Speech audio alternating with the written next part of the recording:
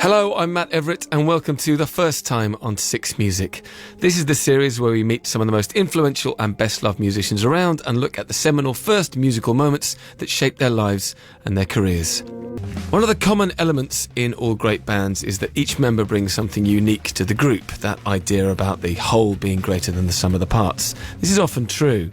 In those terms, this week's guest brings a distinct sound and feel to his band. His unique bass playing adds a dynamic and depth to the group's recordings, and his phrasing and rhythm underpins the band's live performances. So we continue our Six Music Celebrates Radiohead season. I'm pleased to say my guest on The First Time this week is Colin Greenwood. In this interview, Colin and I look back on how he and his brother and bandmate Johnny started playing music, his early passions for Joy Division and The Fall, and the bonds that brought Radiohead together when they first formed in 1985. We also talk about Radiohead's first release, the Drill EP, how the band's sound evolved, and the public's perception of the group, and, of course, their upcoming Glastonbury Festival appearance.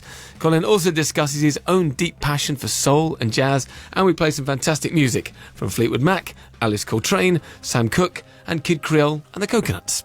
But I started by asking Colin the traditional first-time question. Can you remember the very first time you were aware of music as a kid? Aware of music as a kid? No, I can't. I can't remember that. But I can remember like the first time I started listening to music, which is when I was in Germany, where my parents lived in the 70s. We had one of those little rank turntable radio receivers, and my father had the massive headphones with the big coily lead. Yeah, but they had like, you know, the usual thing. They had like about, 10, 12 records, a smattering of classical, some Burr Lives, you know, some Scott Joplin, and of course the Sunday morning record, which was the Simon and Garfunkel Bridge Over Troubled Water record.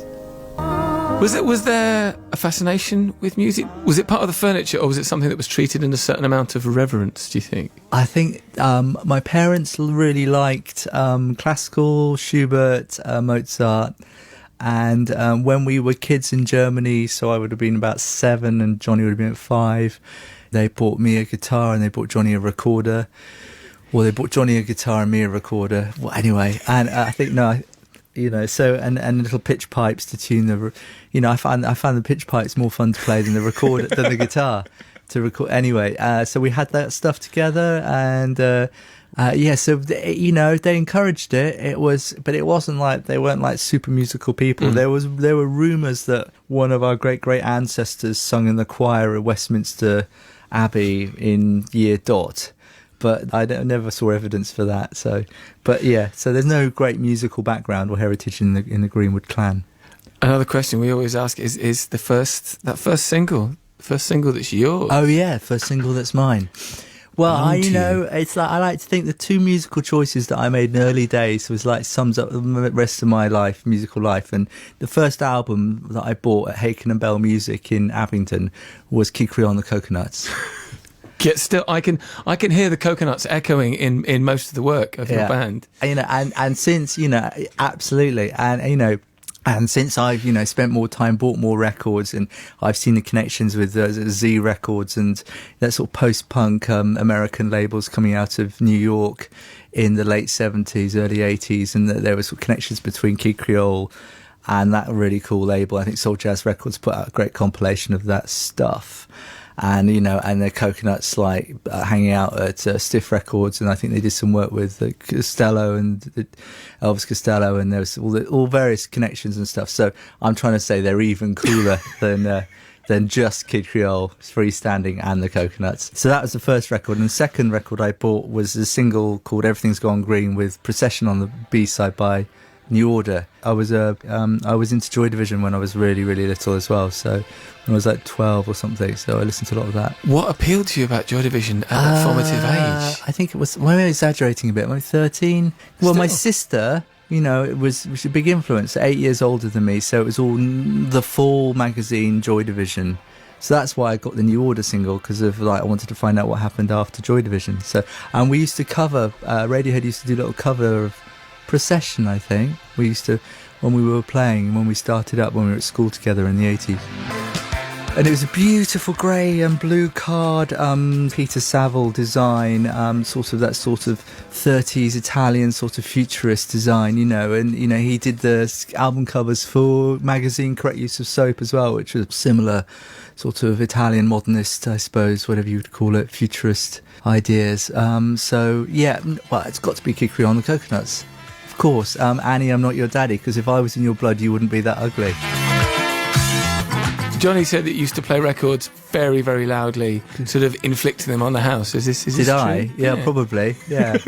My mum bought one of those like Sony Media stereo towers with a smoke glass lid on the front. You Nice. know, when she went to Green's Debenhams so she was very, bless her. She was very. She tolerated our obsessions with music, and she put up with them, and she was very, very supportive.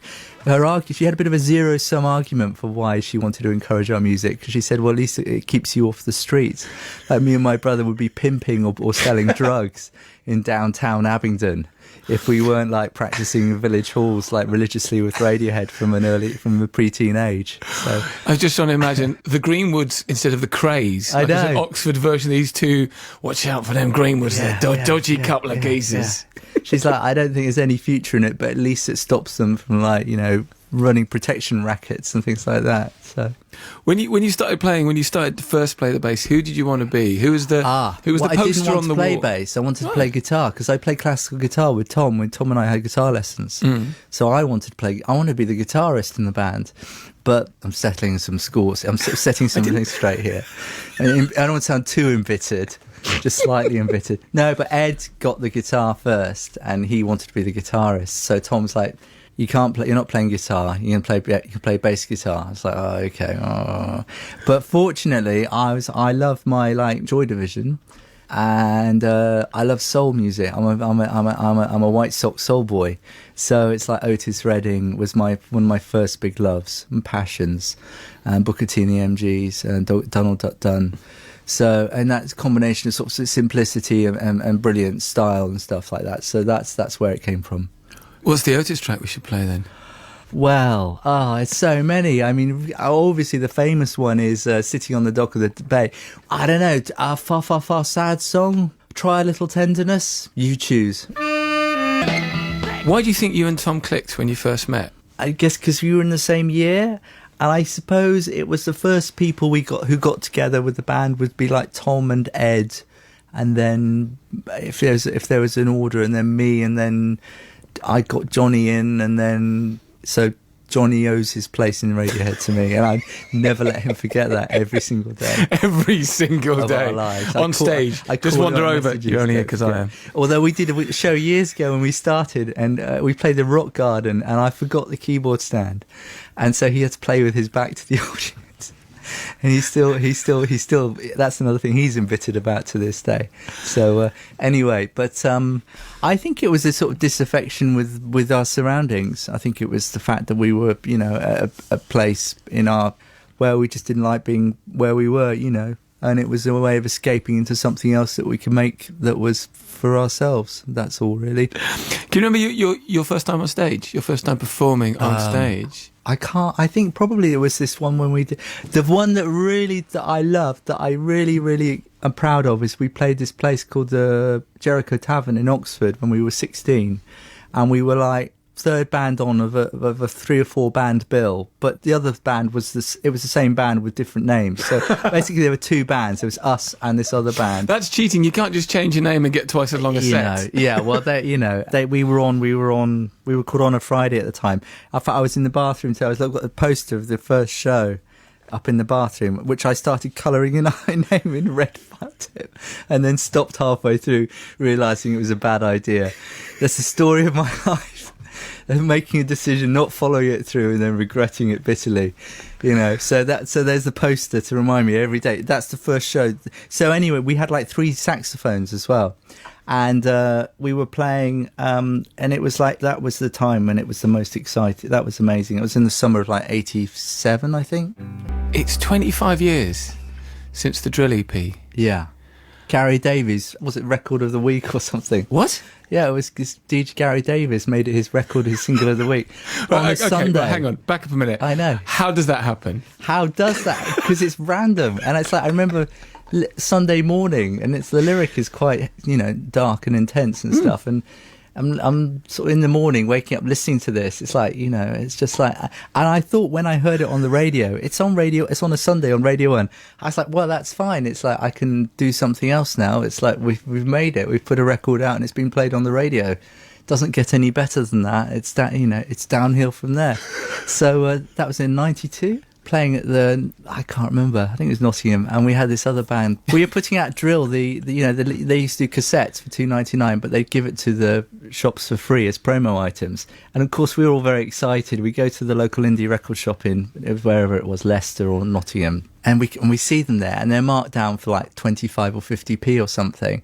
And someone coughs, so it's Johnny and Tom or someone, and they go and say, oh, that's ours. And then, of course, the record store manager sees them and says, oh, it's your band, takes pity on us, says, oh, you can have them, gives them back to us. Oh, man, feeling a bit sad for us because they're not shifting them that day. There you go, lads. You just keep, they'll mean more to you than anyone who's going to be walking into the shop this afternoon. So it was great. It was really cool. It was so exciting.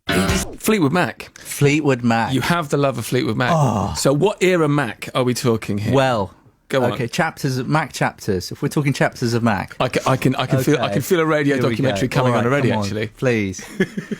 It's one of my obsessions. Is that Peter Green? Let me tell. What's the story? My manager Chris turned me on to Peter Green, Fleetwood Mac. Incredible. Green Maharishi. I'm terrible for titles. Albatross, of course.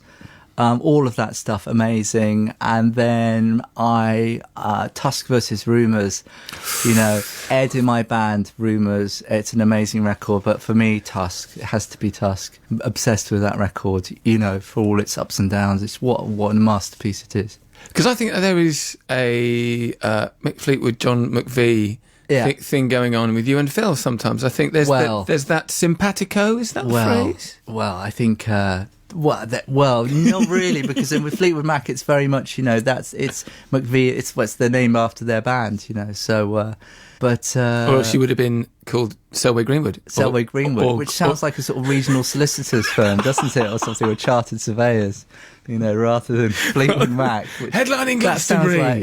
That's Selway right. Greenwood. That's right. It's not too just bad. Wrong. Whose name goes first as well, That's a row. That's an argument waiting to happen. That's right. And John McVie, he didn't even get his whole name in there. He got Mac. Fleetwood got his whole name. I mean, that's not right. That's not going to happen. What's the Fleetwood Mac track we should play at this juncture? Oh Well, Parts 1 and 2. I'm Matt Everett, and this is the first time on Six Music where we look at the key first moments in an artist's career. And my guest this week is Radiohead bassist Colin Greenwood. And that track was Airbag, the first song on Radiohead's 1997 album OK Computer, an album that saw the group really start to deconstruct how they worked in the studio and rethink the traditional bass, drums, guitar, rock band sounds. Here's Colin. That starts to kick in when you've been playing a while and you get a bit better and you get slightly sort of more restless about what you're doing and wanting to try different things. So, But in terms of those sessions, do you remember sort of sitting down and pulling different sounds and listening to different records and kind of thinking, okay, this is a different kind of record? I think it's that ignorance and self-confidence. It's when you're in your early 20s, you don't have a clue about anything. You don't have any fears. You don't have any mortality. You've just got this excitement and energy about all the stuff that you absorbed, when you were at school and college and stuff, and you can, we just went off and did it ourselves and we didn't realise the implications of any of it. And that's what was brilliant about it. And it's getting back to that. It's like I was talking to Nigel who produced it, and he'd been listening back to the sessions, and he said he's just remembered loads of stuff that he's forgotten about how to make records and how to use multi-track tapes and all the techniques and stuff that he did then, that he sort of hasn't done since then, not because he's discarded them, but because it's sort of got, clogged up with all the other stuff he's taken on board. Where were your heads at afterwards? I hadn't watched Meeting People Is Easy for a very long time, and going back and watching it again quite recently, I was like, my God, everybody was having a really tough time right then, and I'd forgotten quite how hard carrying the weight of that record around appeared when you watched it from that? I think it's because we've been on tour a lot before with the Bends and other stuff before that as well. It wasn't just like the fact that we've been working on OK Computer and touring OK Computer. I can't really remember, but you know, and of course, you know, the way the film was edited, it missed out all the stuff where we went to like the West Indies and Bahamas and did the, you know, the car endorsement tours and all that stuff. You know. Well, this is all it. I did up on the floor, the cutting floor, but no, it was like, you know, obviously there's lots of footage of people looking a bit tired and cold in Berlin in November, or whenever it was, you know, and stuff like that. Kid A, let's talk about Alice Coltrane. Let's talk about, when was the kind of love of this of the more jazz? More jazz. Of the jazz. Well, I don't know. But the jazz thing, Alice Coltrane, it's beautiful, expansive music. We used to come on stage to Alice Coltrane's music as well. And connections between that for me and people like Jay Dilla, stuff where it's like, you know, repetition, chords don't change that much, but sounds and textures change within it and stuff. You know, that's all things that have inspired and influenced us. If you're getting deep into Amnesiac, as you say, the bass playing is... Yeah. We're not in 4-string root note territory anymore, are we? No, but there's like... Yeah, but I used to have bass lessons with this guy, and he would like... he you know, you could just change one note, and you could play a different note under it, and it would change the colour of the whole thing, you know. Like, there's a song called Bloom on King of Limbs and stuff. I was just totally inspired by Dilla. Those people, those hip-hop artists or stone's throw artists, they'd be cutting up records which were sort of jazz, you know, and like Steve Lotus, Flying Lotus, he has family connections with that as well. I think he's family connections with Alice Coltrane. You don't just have to have a record player or a computer to play back a sample. You can play it on a bass guitar or a guitar or you know the same pattern or over say 4 bars. Any instrument is capable of being played like a computer. Like a computer can be like a musical instrument. If that makes any sense. That makes sense. You know, you can make loops. You do patterns. You can do figures. You know how to, you know. Anyway, and then Tom used to say I used to noodle furiously too much across things. So it's been a good discipline to try and keep things simple and also within my relative limits of ability as well. So to unnoodle. It's all good, yeah. So unnoodle. There you go. By keeping yourselves to yourselves in lots of ways, it kind of protects you, I think, from outside world. But it also means that people, I don't know, assume a lot about your working methods, and they assume a lot, or they discuss a lot, or they focus in on every single possible comment. It must be difficult dealing with people just fascinated by the inner workings of the group. Of any, I don't know. I think it's just, you know. Well, but when we've put records out before, we've had like webcasts and we've done performances of the songs from our studio. So you can see us all like playing together. Like we did that for a record in Rainbows. We did these webcasts. So we have been pretty open about sharing where we work and what we do and stuff. But yeah, I mean, that curiosity of how it all works and stuff. You're always just trying to find different ways of getting excited and curious about it, really. Yeah. But what I love about what we do is the quality of each person's response to what the other person is making or doing. That's what's cool about it. Because everyone is coming from a slightly different... It's not like we're all massive like Fall fans or James Brown obsessives, but we all have different things that we like. Yeah. You know, so that's good. If you're in the studio, how often does a song come from, say, you and Philip? How often does that rhythm section... Is that the source? Does that happen very much? Obviously, a lot of the songs and the music comes from Tom, with his writing the songs and the melodies. You know, the thing that I love as well is that if someone comes up with something and then that inspires Tom, if he jumps on something he likes, which is very cool. I really love that.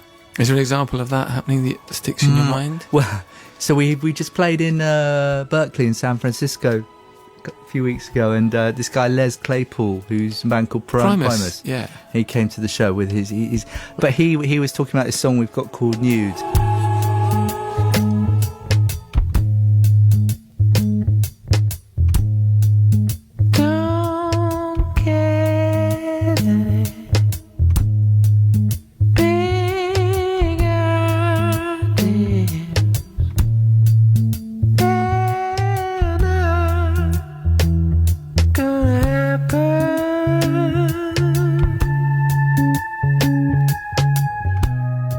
But when we were working on that song, you know, it was like, and in fact, it's going to be an early version of it will be on OK Computer. We were really, I was obsessed with Al Green doing this song, this live version of a Bee Gees song, Live in Tokyo. It's an amazing soul song, and it's a Bee Gees song that Al Green covered.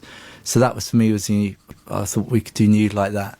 But anyway, I was just riffing when we were working on the song, and Tom really liked it and said, I really like that, do that. So that's cool.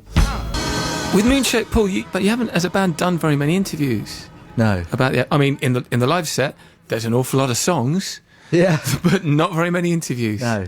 Why is that? I think it's because we're just not something that we think about, and it's not something that has been suggested to us to do. So the combination of those two things means we haven't done it. Not because, I think that's probably it, really. I think we just put it out, and we've never been that sort of interview.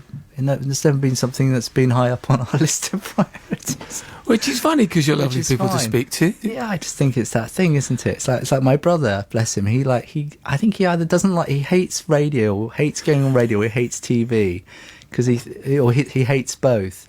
And it's not to do with his contempt of like mass media. It's because he thinks he sounds a bit silly on radio or on TV or whatever, and he feels self-conscious. So he just like, you know. But I think Moonshaped Pool it's one of your best. It's beautiful. It's one of your best records. We're all really proud of it, and we all like, you know. And I for me, it's like the songs that Tom wrote for it, and the work that Nigel put into it, and the work that my brother put into it with all the string arrangements and the choral parts, and it's beautiful.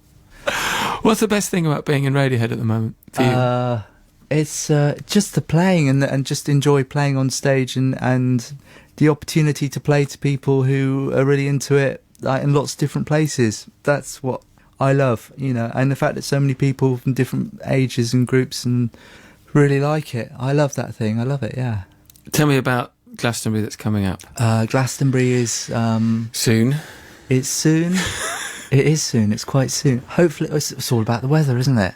And you know, it's that thing where you play on the stage, and there's this sort of bank in front of you, and it's about 50,000 people, and you know, it's the third largest city in the southwest when it's on. It is. I love that, and you know, I just love it. Is there a temptation to do something?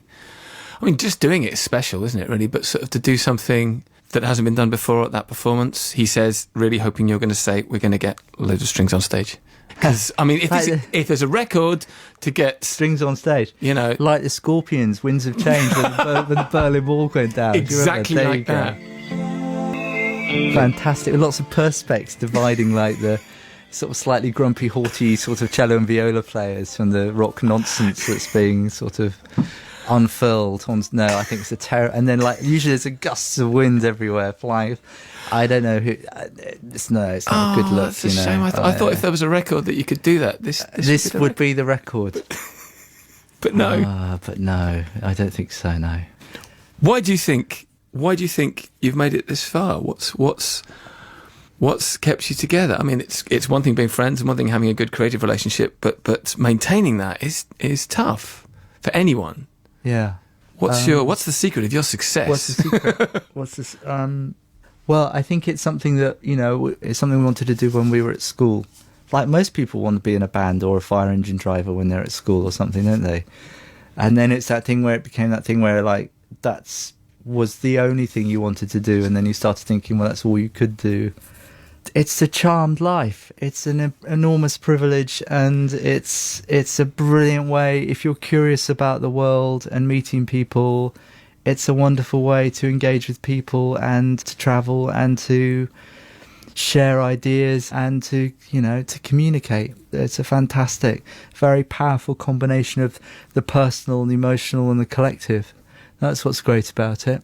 You know, and that you're making something that is feeding into people's lives and memories, that is entirely theirs and has nothing to do with yours, but at the same time you've contributed to that, and there's a sort of communal, there's a sharing of that when people come to shows, and it's sort of powerful combinations of all those things, of the public and the private, that the music serves, that I love. That's a very good answer. What else are you know, you've got Ed's making a solo record. Johnny's done solo records, Tom's done solo records. No pressure then. I mean, is there, is Bass Odyssey? I'd like to actually take this interview as the opportunity to announce and let everybody know that that's not happening anytime soon. The Bass Odyssey, that'd be great, wouldn't it? Yeah. I think Q magazine had I think it was called the bass record, Your Wind in My Hair was the name of the bass player's record. I think it was in 1992 or something. So, no, I don't think so. But I would love to play with. In fact, if anyone interested in any engagements, then I'd definitely be up for doing anything within reason. Consider this the postcard in the newsagent window. There you go. It is the postcard. That's right. The post office next to the missing cat sign and the dog walking. What's the last song we should play? It can be anything you want. What should we go out on? How about I don't know, Sam Cooke. That's Heaven to Me. Okay. Why that song? Because I love Sam Cooke and the close singing vocals, and I've got this great box set out of Capitol Records back in the day when I nicked it from the president's office. So I love that, and it's a beautiful song. So there you go. He probably doesn't want it, but I don't think he's there anymore anyway. I don't think they're there anymore anyway. But anyway, so Sam Cooke, that's Heaven to Me. That'll do. It's good to speak to you. Thank you very much. Thank you very much.